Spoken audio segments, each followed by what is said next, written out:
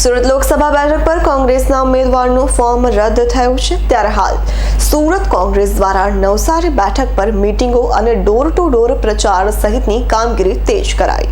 લોકસભા ચૂંટણીમાં પ્રથમ વખત સુરત બેઠક કોંગ્રેસ ઉમેદવાર વગર રહેતા ભાજપાના ઉમેદવાર બિનહરીફ જીતી ગયા છે, ત્યારે સુરત બેઠક પર કોંગ્રેસના ઉમેદવારનું ફોર્મ રદ થતા હવે કોંગ્રેસીઓ દ્વારા નવસારી બેઠક પર નજર દોડાવાઈ છે.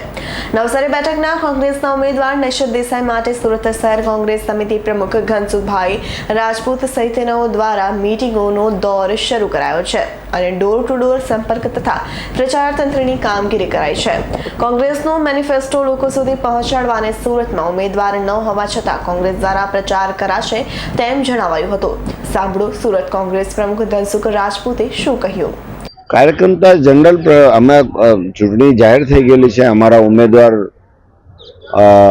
નૈશદભાઈ દેસાઈની આગેવાનીમાં પ્રચારનું તંત્ર કેવી રીતે કરવું, ડોર ટુ ડોર સંપર્ક કરવો અને ઉમેદવાર વગર પણ આપણો મેસેજ લોકો સુધી પહોંચાડીએ, કોંગ્રેસનો મેનિફેસ્ટો પહોંચાડીએ, એ પ્રકારનું આયોજન કરવાનું અમારી ચર્ચા થઈ. તમામ ગેરંટી કાર્ડ વિશે શું કહેશો? કોંગ્રેસ ગેરંટી કાર્ડ એટલે અમારો મેનિફેસ્ટો છે અને એ મેનિફેસ્ટોના ખાલી એક અંશ છે, ખાલી એક અંશ છે. અને જે રાહુલજી ન્યાયની વાત કરે છે ને, એ ન્યાયમાં 5 ન્યાયની જે વાત કરે છે તેમાં કિસાન ન્યાય, યુવા ન્યાય, શ્રમિક ન્યાય, મહિલા ન્યાય અને સામાજિક ન્યાય એ ન્યાયના એક અંશ છે. એમાં મહિલા ન્યાયમાં ગરીબ મહિલાને 1 લાખ રૂપિયાનું ફંડ આપવામાં આવશે વાર્ષિક.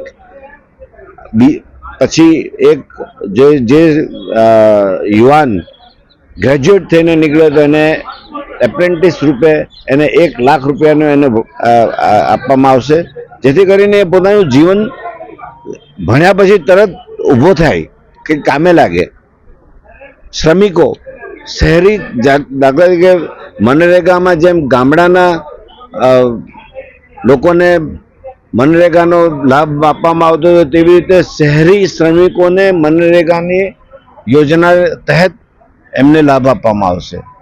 જે 400 રૂપિયા, દાખલા તરીકે ઘણી બધી જગ્યાએ આપણે જોતા હોઈએ છીએ કે લોકો જે શહેરી મજદૂરો, શહેરી જે કામદારો છે, મજૂરો છે, શ્રમિકો છે, તેને કામ ના મળતું હોય તો તેને પણ આ રીતનો એક લાભ આપવામાં આવશે.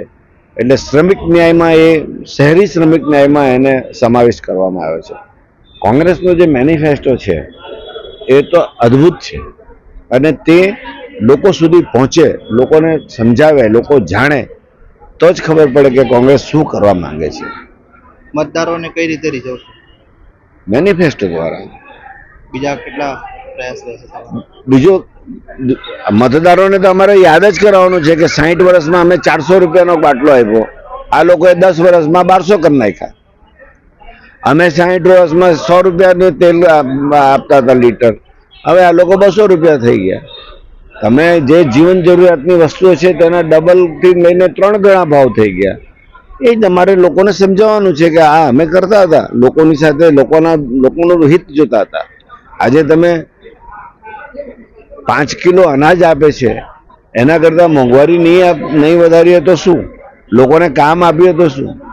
આ તો અત્યારે એ લોકો રોજગાર નથી આપી શકતા અને રોજગાર નહીં આપવા માટેનું આ ગતકડું છે. એક રસ્તો કાઢ્યો છે કે ભાઈ ચલો અનાજ આપીએ.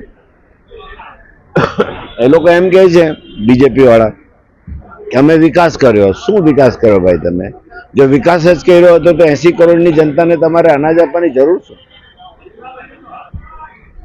મફતમાં અનાજ કેમ આપો છો?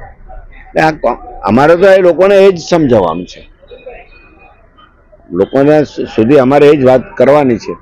અને ઘણી વખત શું થતું હોય છે કે મોંઘવારી, બેરોજગારી, આ બધી વસ્તુઓ છે ને કોઈ વખત કોઈ ઉન્માદમાં, ધાર્મિક ઉન્માદમાં, દાખલા તરીકે અત્યાર સુધી લોકોને એમ હતું કે હિન્દુ, રામ ને એમાં લોકો ઉન્માદમાં આ વસ્તુ પર ધ્યાન નહીં આપેલું. પણ હવે કદાચ એવું લાગે છે કે પીક ટાઈમ થઈ ગયો અને લોકોને એમ થયું કે 10 વર્ષમાં આ જ વાત કરી છે, બીજું તો કંઈ થયું જ નથી.